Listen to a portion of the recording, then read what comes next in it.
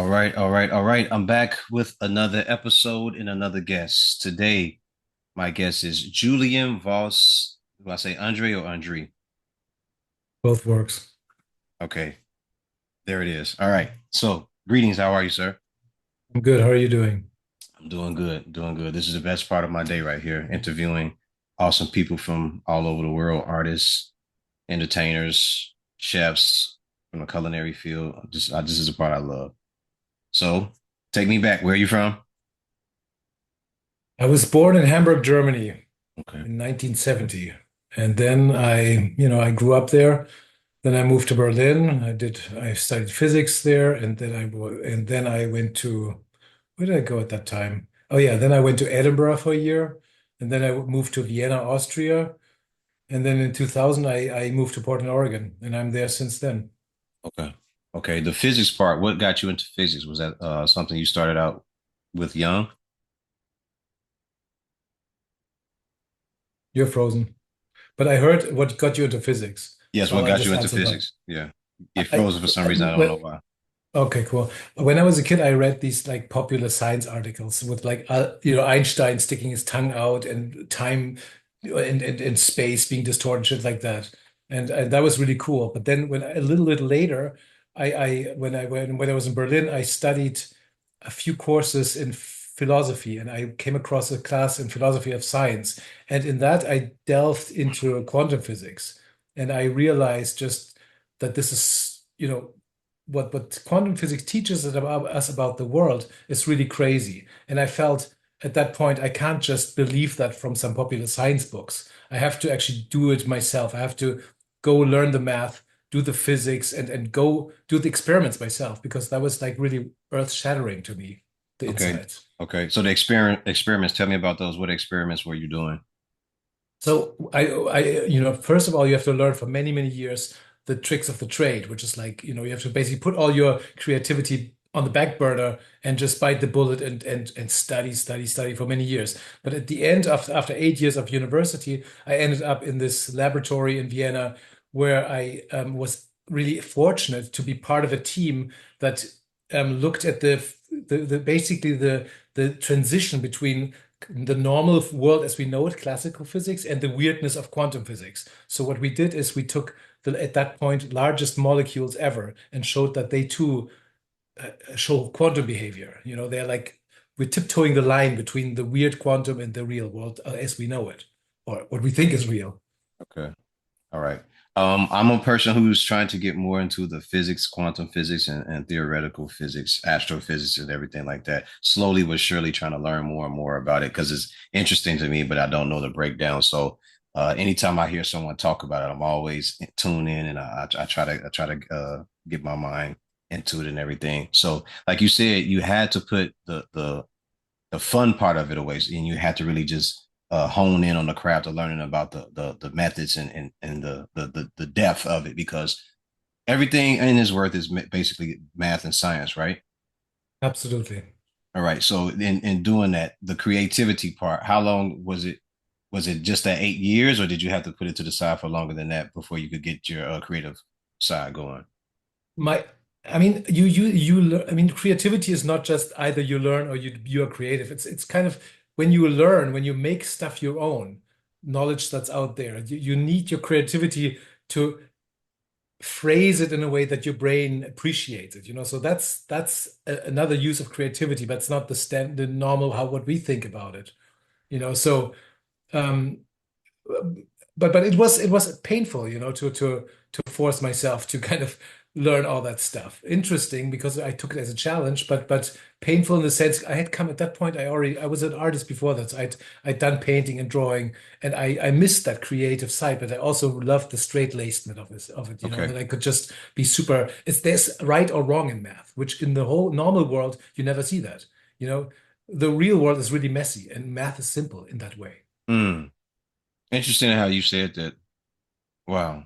That's a quote right there, man. I might have to use that later on once I understand a little bit more. All right. So your creative side, the artistry. Did you grow up drawing? Was that something that was it music first or was it art? What was it?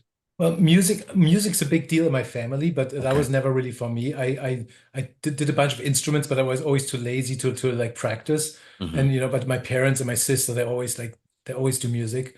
And so I loved Lego. That was my first thing. And then I did like electronics and chemistry, but also pottery and drawing. So I had like these artsy and sciencey hobbies. And I was super into computer programming when I was like 15 or so. Oh wow, wow. So early on with the with computer programming and the science side of things. Right. Wow, that's awesome. That's pretty freaking awesome right there. So pottery, were you good? Was it just pottery, or was it painting, welding, sculpting? Welding came much later. The welding came as a necessity after when I studied sculpture, I basically realized there's not many things that hold up against gravity, that where you can go crazy in terms of the shape. And welding and steel is one of those technology, thanks to World War II mostly, that has developed so far that you can make crazy things. It's off the shelf technology, you know? Okay, okay, because a lot of the okay, and speaking in that, looking at your sculptures, they're significantly different than some of the stuff I've ever seen. And you're combining the art world with the physics and everything. Was that something that you had seen someone else do, or did you come up with that idea all on your own? Well, this you're talking about the segmented pieces that seem to Yes, disappear. That yes. was actually it's an interesting story. So I came up with it all by myself because my professor, who actually the guy, leader, the guy who was the running the group, the research group, I did this experiment. He won two years ago the Nobel Prize in Physics, and he made a joke which basically made me. It's stupid to explain, but it was like a total nerd like physics joke, and that story made me think about how would it be if I was the quantum object, the molecule we sent through this experiment, and so this visual of a walking man, consisting out of wavefronts as if it was a quantum objects, that in 2006 I turned into this image of a walking man out of slices of steel that are parallel, as if Hmm. they are the wavefronts of the quantum object. So that was the start of this work. Later, much later, I discovered there was a guy in Turkey in 1986. So 30 years before that, 20 years before I had that idea, who made a very similar piece, but he died shortly after. So Mm. there was one work just like that actually, but didn't know about that. Okay, yeah, you're the first I've ever heard of to do it, and I was kind of just going through your page and seeing all this stuff. I was like, man, how the hell is he doing that? Like, and Yeah, what made him decide to do that? So on average, when you're doing those sculptures, um, the planning and putting it together, how long does it take to do one of the sculptures? impossible to tell. I mean, it's the Okay. first ones. They took the very first one. I literally carved from an 8 foot tall block of styrofoam, and Wow. then and then and after I'd done the 3D carving, I then literally sliced it and traced the slices onto steel, and then build it from that. And the second Wow. iteration, I basically took photos and then digitized it and laser cut the slices. And that if morphed over the years into well, basically an approach that's more and more in the computer. So now I do basically everything in the computer with the exception of initial modeling, sometimes by hand, and 3D printing combining with hand modeling. And but lots of stuff in the computer, many different kind of like workflows and different software. And the tech and on the fabrication side, it used to be like plasma cut and MIG welded, and it was really crappy. And then it that morphed into like more and more like awesome, like super neat and clean welds, and like kind of the higher and higher standard to make it the more beautiful. Okay. Because looking at the work, it seems like it would be very meticulous to sit and do it hours Totally. And upon it hours. took years to figure out that workflow, how to build that actually, because you can if you weld, it's a one-way street. You build and you can't clean up after yourself after the fact. You have to clean up as you go and build it up. Yeah, and that's what I It's was it's wondering. Is very like, tricky. that's what I was wondering. Like, how is he doing it? Because in welding, you have to go back and smooth it out and cut things down, the shards and everything like Exactly. that. You don't want to Exactly. be stuck with that. So I was wondering, how does he take his art to that level?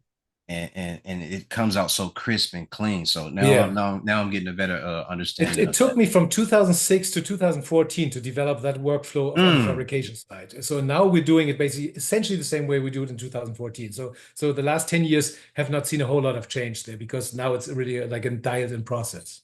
okay. Wow. Wow. I'm trying to wrap my mind around it because you're using like computer imagery to sculpt it for you, and then you're executing it live and in regular time. Yeah, I mean, there's many steps in between. I mean, there's the Yeah. 3D solid in the computer, but Hmm. then I basically do these slices, but I take very imperfect starting as imperfect starting design. So the most of the work I spend actually is in the 2D stage where I turn shitty lines essentially into beautiful curves. That's kind of like where I spend actually hundreds of hours in these pieces. Okay. When you have to move these pieces around and take them to do exhibitions, is it easy to break them down, or do you have to like? Nope. It's impossible to break them down Okay. because you cannot, you have to build them and that's it.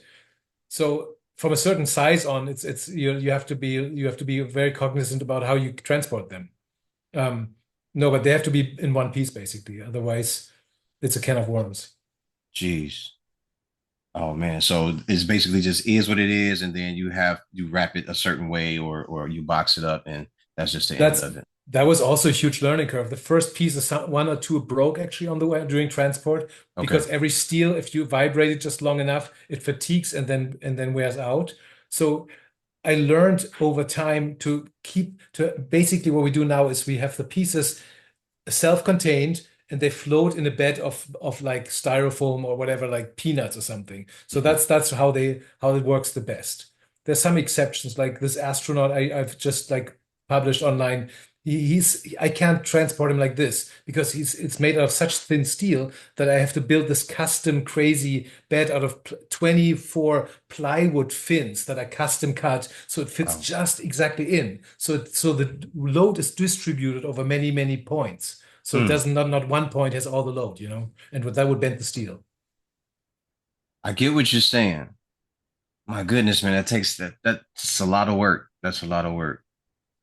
Yes. 'Cause I'm trying to wrap my mind around it because you're trying to transport this without having the steel in certain parts get weaker or stronger than the other, and there's too much tension on it, right? Is Yeah, that it? Okay. All exactly. right. Exactly. I'm just Just amazed. I'm just just amazed at imagine, you. imagine, somebody picks you, you're lying on your belly and somebody picks you up with a finger like this and punches. That would really hurt, right? Yeah, So, but if definitely. it's somebody cradles you with big hands, then it'd be wonderful to be Right. lifted It like would that. be total distribution. It will hold the Exactly. whole body up. All right. So you moved to Portland. Is that correct? Yeah, in 2000 I came here. In 2000, That's you where moved to. I still am here. Yeah. So what became your love for Portland? What made you want to stay in Portland? The love of my wife for to my wife made me stay here. So I fell in love with her, and then that's how I didn't even know Portland. That was the only place where I ever moved to in America. So I came from Europe and then moved to Portland, and since then I'm here. So and Okay. we have now 4 kids, and we got married and all that stuff. Congratulations. Thank you. A great woman, a good woman will do that to you, man. Amazing. Yeah, she's Yeah, really man. amazing. Yeah. Salute to you and the wife and the kids, man. That's an awesome thing to have. Are your kids artists? Some of them. Some of them. Okay. Yeah, Okay. one especially. Do they follow out the dead, or are they doing something totally different? No, I think they want to do something totally different. My Okay. oldest is actually a computer scientist now. Oh, And the that's second neat. one is a psychologist, studies psychology. But the third one is, I think she's going to be an artist one day, but she doesn't know that yet, probably. But she probably has no choice. And then the fourth one, I don't know yet. When you're doing your sculpting and you're creating, is it just you? Does anyone get to see the trade secrets, see behind the curtain, or is it just you? I'm in my workflow. I'm on my computers, and that's nobody really messes with that. That's by myself. Okay, because I'm still Whereas I'm all the fabrication stuff, that's teamwork. The okay. design is me, and then when the parts come in the shop, then it's a huge team. I mean, huge, like 6 people, six to 10 people. And how big are the sculptures? How tall are they? Well, the small ones are maybe 2 feet, and then many are like 6 to 8 feet or so. And after 10, 12 feet, 6,000 pounds, it gets a little problematic with what you can ship. Six So thousand it's somewhere pounds. there. So six. Yeah. So we've done a public piece for Columbus, Ohio that was 6,000 pounds and 10 feet can do. I made a piece for Florida that was 12 feet tall, actually. And that was a pain to ship all the way from Portland to Florida. I had to find like a guy who would usually drive boats from one coast to the other because they have really low trailers. So I could get high enough without with getting through the bridges, you know. Wow. But that was at a point where I didn't know what I was doing. It was in the beginning. So now I know these things. Yeah, of course, trial and error. You have to go through the process of learning. Exactly. Uh, have Exactly. you have you ever lost? How many sculptures have you lost in transportation? Do you know? I remember one that was broken Mhm. because FedEx was kicking the box. I don't know what they did with it. I had it damaged in the old days. I mean, it's rare, you know. It's like maybe once in 2 years or so, in 3 years, maybe that happens. It's always a huge pain, and then we have to kind of fix it or can make a new one. But it's, you know, it's what it is. It's just part of doing something in 3D physics. It's just real, you know, real stuff that can And break. it's amazing work. It's amazing work. I love it. I marvel at it when I'm watching it and I'm Thank looking you. at the things, the sculptures that you're creating. Did you know that it would take off and become such uh, a great work? No, I I started out making physics, making protein structures, and I at that point I was like dreaming. I was dreaming like that people always, I thought there's so many proteins and I could make so many and people that would be a thing. I made a few actually, also some public pieces for universities and stuff, but it never took off in the same way the sliced pieces took off. I no, I didn't really actually think that at all. I didn't even think I could make a living wage as an artist. I didn't think that really. And I really think that's the best thing that for what I understand about doing what you love. It just takes that to just do something that you love, and the universe, God, will just reward you because of that, because you just love doing what you have chosen to do. Yeah. And I think that to me, that's it's a beautiful thing when people just take the time to do the art or the cooking or the music that they love, and they just put this, they just pour their all into that, and it shows. It shows in the end, whether it's monetarily gain or however you're rewarded in life. I think it's a beautiful thing. It is totally amazing, and I feel extremely blessed that I get to do this. But on the other hand, I've seen a whole lot of people who are super talented, but maybe they're missing certain things, even if it's only luck, and they don't make it. And so it seems pretty unfair overall. But if you're able to really find your voice and sing that tune you want to sing, that's really cool as a human being. That's wonderful. When you see certain artists who are missing things, do you ever let them in on a secret or tell them how they should do it? I'm asked. I offer whatever advice I can always. It's just the truth is it's so complicated. You know, many artists and I was one of those too. When I was young, when I was painting and drawing, and people would ask me sometimes to buy a picture from me, and I would go like, no, I'm not going to sell it because I felt the money is tainting it and makes it wrong. And so I would give it away. And I was like super unable to basically put to be business minded. Now I'm different. You know, I feel it's really important, especially when you do sculptures. You have so many expenses. You have to Mm-hmm. keep the ship afloat. You know, you have to tap into that market aspect. And I don't feel it's a bad thing because it's also a connecting to your audience. You know, you're not in a vacuum as a human being. You're never in a vacuum. You always connect to the others. So you might as well connect consciously also to the people who, you know, buy your work. And I think that's totally fine, you know, if you don't sell your integrity. And I like that you said that that's the biggest part, the respect and integrity of it all. Those are contributing and key factors to me in anything that you do, having respect and integrity. Selling a picture, selling a painting, selling a sculpture is fine. But as long as you're just not, as long as you're not just doing it because of that, just because money is attached, it's also important to always love it and have some integrity and respect for what it is that you do, I whether it agree. be like whether it be music or cooking or anything else that I've said previously. So Yeah. it's a beautiful thing. Um, in the artist community, Do you do like mentor work with some of the other artists? No, I'm not really a community person. Oh, I'm not very social either. I've my now I found ways to actually tap into the community in other ways, but not in art. okay. I'm involved with the Portland Psychedelic Society, and that's really work that's close to my heart, policy work, and exploring how plant medicines can become more of a cultural mainstream thing. But that's totally outside the art world. Talk to me about that. How did you get into that? Um, I was I felt called to do ayahuasca when I was about 50, about 3, 4 years ago, and that changed my life pretty drastically. And I've seen, firsthand, A, the healing power, and B, the heat not only for yourself, but also for society as one, but also the miracle of when you visit indigenous communities that have been doing this for thousands of years, you come from this materialist reductionist paradigm, like the Western paradigm, and Hmm. you get exposed to the miracle that there is so much more than what you are able to capture within your paradigm, where you come from, where your lineage comes from. That really humbles you, and it makes you wonder what the hell is going on? What else have I missed? Yeah. So I'm Okay. excited about that because it has this potential to really break the paradigm and open doors. I've never done ayahuasca, but I was told by a person who did it. He said, "Man, it's like an ego death. It's like whatever you really thought of yourself, however high on a horse that you were, it'll break through all of that, and it'll bring you down to earth, and it'll give you some realizations about yourself." And I was like, "Man, one day I got to try it." He said, "Yeah, you just got to go to South America or something like that." He would go with me or whatever. But I've heard really good things about it. But I've never been a guy that's been driven off of ego or pride. I'm a person that knows that if I'm able to do something or I'm capable of doing it, then I'm just good at that, and I don't have to boast and brag about it. But one of the things that he was saying also, man, he's like you come away with a lot more clarity, and you learn to walk away from things that you think matter more than they actually do. He says it's like it's like having a different epiphany on like a higher level or something like that. Right, exactly. Now the healing properties of it, explain that to me.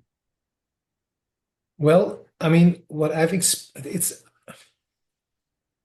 it seems almost like as if when you take these plant medicines that in New Age language you would say it raises your vibration, whatever that exactly means. But somehow it makes your body and your being operate on a level where everything that doesn't fit in there feels wrong. Like you lie to yourself, you have trauma, you've done something wrong. All that stuff suddenly shows up. It's like dirt that comes out of a wound. And suddenly you go like, oh, that itches. I want to get rid of that. Usually you incorporate that into your life and you use your trauma. If you look at politicians, they're driven by trauma. They are power hungry and you wonder why are they such jerks? But they've been hurt as kids, or Mm-hmm. whatever happened, and it comes out in these twisted ways. And Mm-hmm. and it when you go undergo these kind of ceremonies, you become aware of that, and you have the natural wish to kind of not have this be part of you so much, and you're able to sort of see it from a higher vantage point. It's really hard to explain, but Mm. that's how it feels like to me. And So it's like that's where the healing comes in. so it's kind of like a purge of your system. To Yeah, it's that's part of it, Yeah. And it's also your pains and your physical kind of frailties or like your problems. They become you see them sort of you tend to see them as manifestations of something deeper underlying, you know? so And this potentially has some has the properties to help with people who are maybe dealing with depression or stress. absolutely. Depression is a famous one, anxiety, post-traumatic stress disorder, even OCD, eating disorders. Those things are prime candidates that respond well to those type of psychedelic treatments. Yes. And in Portland, where you are, how far along are you to getting these put into regulated use? So we had two measures here in Oregon. One is measure 110, the other one is measure 109. 110 was to decriminalize, you know, certain drugs, and that got repealed just now. But 109 is still it's still active, which allows this the so-called Oregon model where people train to become mushroom psilocybin facilitators, and they learn how to give mushrooms to people and sit with them and and be with their journey in the beginning to prepare them during the journey and afterwards what's called integration. So there's this whole clinical setup where it's legally allowed to do this, and people come from all over the place into Portland and to Oregon to undergo these. It's really interesting, and I'm actually learning to do this myself to become a mushroom facilitator or to at least go through the schooling because it's fascinating to me. Okay. Question about that using psilocybin and mushrooms. Is it possible, and I'm just asking because we're talking, is it possible for someone who was addicted to a drug like heroin to use that and get them off, to wean them off of it? There's plenty of evidence that this has been tried and shown in clinical trials that it's very potent. It's one of the most potent things to get people off hard drugs like this. Okay. I mean, look at the work of Gabor Mate in Canada, for example. He went with people to the jungle and then they never touched heroin again, many of them. Like hardcore drugs, you know. I haven't heard of that. I haven't heard of that one. Yeah, there's a bunch of research now and it's very powerful. I stopped drinking alcohol 4 years ago, basically, you know, Mm, altogether. I just don't drink anymore. no drinking at all. Nope. Here and there, I have a beer or some wine. I'm not a big drinker though. I'll go out if I'm in a social setting or I'm visiting a bar and I want to watch the games. I'll have some beer or some wine. Yeah. But I don't indulge too much because of the way it makes me feel, and I can feel my body going, "No, we've had enough of this right here." But that's awesome that you're aware like this, you know. Hmm. Many people are not. Like I would not be able to stop really after two or so beers, you know, that'd be really difficult for me. And it runs in my German lineage, you know. We're not doing well with alcohol. Okay. It's a problem. Yeah, for me, it's like that second drink or that third drink. My body starts to go, all right, you've had enough of this stuff. Put some water in it, and we pack it up. Like we got to figure out something else. So That's great. Yeah. yeah, yeah. Now, cannabis, I would definitely prefer cannabis because I get clarity. I'm able to use my creative side a lot better, or it allows me the peace to calm down and be more introspective when I'm alone. So I'm definitely more aware and more of a believer in the helps of cannabis. I've also seen how cannabis has been able to help people who were addicted to hard drugs. I've seen people who were able to wean themselves off of heroin by using certain indicas because they're so strong. And Mhm. it's changed their life, and they went from being uh, doped out and hurt to being functioning citizens in society. So it's beautiful to see that you can use these plants or these mushrooms or ayahuasca, and they can help change people's lives. And I believe that there should be more attention paid to that. And maybe they are doing it. They're just trying to figure a way to regulate it so that they can, of course, capitalize on it. But the science of it all and the humanity of it all is something that I really do think that should be looked into more and more everywhere. Yeah. I know there's huge potential. I mean, the problem is that since 1970 or so, Nixon administration declared the war on drugs, which Hmm. was kind of a thinly veiled, you know, racist kind of thing, basically. And so that's why we're still suffering from this, you know.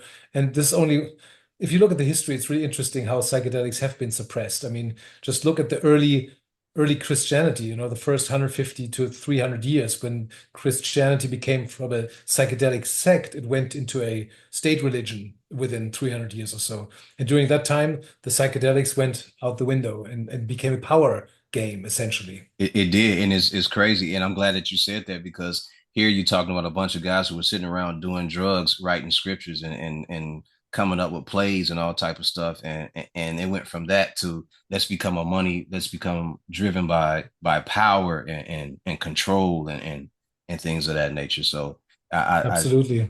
it's crazy how that the what you call it, the Council of Constantinople and all these different things that they had so they could come into control, the Council of Nicaea and everything like that. So Yeah. it's crazy how these things took place and how they turned around the history. Even what you said about the administrations, Nixon and those guys. calling it marijuana when it was just a plant. Like it's been here for 9, 10, 11,000 years, and now they're trying to all of a sudden make it seem like, oh yeah, it's good now, but it was always good. There was never anything wrong with the plant. You've seen Exactly, people exactly. use you've seen people use hemp for clothes, for shoes, not just for Mhm. smoking. There were so many available resources using hemp. You could also use it. At one point, they were using it to wrap mummies. Yeah. And they act Mhm. like these were things that had never been done. So I'm all for it. I'm with you guys on that, man. Any way I can be of support and talk about it, or share, or post a video or anything that could help, let me know. I would definitely like to do that. Yeah. Definitely. So back to your art, because I'm still curious about all this art you have going on. The way that you're doing it now, do you have another technique that you're working on, or is this is the final method? Well, I mean, I'm always interested in trying out stuff, but it's always tricky, A, there's not so many cool ways of doing things. And B, there's also like with success comes like the fact that you are suddenly busy, all the time with doing stuff along the same line. So it kind of it's a natural way of filtering out, innovation. So this is an effect that's real. And so I have to be mindful about that actually. Okay. Going back to drinking, I have a question about that. Did you feel that the drinking made you slower and it took away from your productivity and creativity? Sorry, could you repeat that? You were just frozen for a second there. Okay. Going back to the drinking, did you feel that it took away from your creativity and productivity? No, not really. In fact, in my youth, I actually remembered creating a piece where I drank wine and and alternating wine and coffee throughout the night, and it was a very powerful kind of flow. Okay. But so for me, I'm sort of in my neighbor. When I was a kid, there was an artist in my neighborhood. My father made a movie about him, and he was like a really pretty well-known guy in Germany, and he was like an amazing kind of a genius. And he was a total alcoholic. So since my youth, I always connected alcoholism and alcohol with creativity. So that was always totally like a okay combo, Almost the intoxication was the artistic, the creative flow, So so I never felt it as negative for that actually. But it did, mess up my life. I feel, alcohol never really did anything that I did a lot of things where I was embarrassed about. And Mm, and I trying to live in integrity that just doesn't fit in there. mm. So you said it had to go. The drinking had to go. Yeah, definitely at that point. And for now, I mean, yeah, I mean, it's just not for me at this time in my life. Man, sorry, my people are really loud in the kitchen. I hope that doesn't. No, I don't hear 'em. I don't hear 'em. We're Okay, good. cool. You're good. You're good. So on this journey now where you are, do you have any upcoming shows? Um, these days, well, actually, there's art fairs. There'll be a new piece that'll be at Art Miami in November, end of November, beginning December, and so I'm excited about that. I'll probably go there myself. But a show we're working on one, oh yeah, with my gallery in Palm Desert. Actually, we're gonna have a show in spring, I think. I have to actually think about that. And then I've one is planned for a museum, but that's not materialized yet. So that's something that's in the longer term picture. I'm working towards that. Okay. What do you what would you like for people to take away from your art when they view it? I don't know. I mean, just like if people find, a moment of childlike wonder, that's huge. They're really awesome sculptures, man. I can't say that enough. I'm really taken back by them. Like I really enjoy looking at the sculptures. I'm really inspired by them too. Um, it, For it me, it's also it thank you. gets I appreciate that. it gets my artistic side going when I'm looking at it. So, but go I ahead. mean, the wonder and the beauty is for me like is really awesome and important for what I love to do. But I think it's also now that this question make me think a little bit. When I do a lot of it's almost all bodies, human bodies, right? So it has a lot to do with what's beneath the surface. You see this body, you take the life you have for granted, but what's behind it? The amazing energy, that we have this material body, but there's this energy being at the bottom of it. It's like as if the physical body is a manifestation of a deeper, energetic, much huger being, and it's this much bigger underlying being I want to hint at. It's ephemeral. It's not material. Because It's that's what I feel energetic. like. Yeah, that's what I feel like when I'm looking at it. I feel like the person is being stripped away, and you're actually just looking at the spirit or the soul of a person, Yeah, and you get to exactly. look through it Yeah, and see the ins and yeah, out of the person and who they are. It's yeah, just like if me and you were to meet in person, instead of you seeing this, you would see the light within, and you yeah, would be able to see exactly. you see who I really am when I look at this Exactly. person. It's sort of a metaphor for that. Yes, sir. Yes, sir. So I'm glad you said that. I was like, this is how I feel about it when I'm looking at this art. Oh, see, I did my job. Good. Yes, you did. Absolutely. Awesome. Absolutely. Absolutely. I really enjoy it. Um, my next question, I want to go back to the using ayahuasca. Is it something that you use often? No, no, it's exhausting. It's not like Okay. fun. It's like I do it when I prepare myself. It's a big deal in Okay. many respects. So I do journey. I have done at this point 12 ayahuasca ceremonies and several with mushrooms and when I do it, I do it very consciously and it's a big deal and it's exhausting too. So when you say you've done 12 so far, is that like once a year, once every couple years? How does it go? It's typically like if you go to a retreat, you do 3 or 4 in a row, which is really powerful. Jeez. Like you do it a week and then every other night, for example, And why is it so through many? several nights. Can you explain why there's so many? It's just powerful. It's one is great, but if you do more, it opens you more. It's much more powerful. I don't know why. Okay. And where do you do do you go to South America as well? I've done that, yes. We Okay. went to Costa Rica and I did it with a tribe called the Achua in what's called Ecuador, the country of Ecuador, at the Peruvian border in the Okay. jungle. Okay. All right. So I have enjoyed this interview. Highlight of my day. I'm appreciative to have you here. Is there any message you would like to leave before we get off? No, I appreciate your wonderful questions and it was a pleasure talking with you. Yes, sir. It was a pleasure talking to you as well, Julian. I really appreciate it. Ladies and gentlemen, this has been another episode of Faux Profits Podcast. My guest is Julian Voss-Andreae. And remember the mission statement when you're striving for greatness. God never puts you in the driver's seat if it's taken. Julian, thank you once again. Have a great night, sir. Thank you, sir. You too.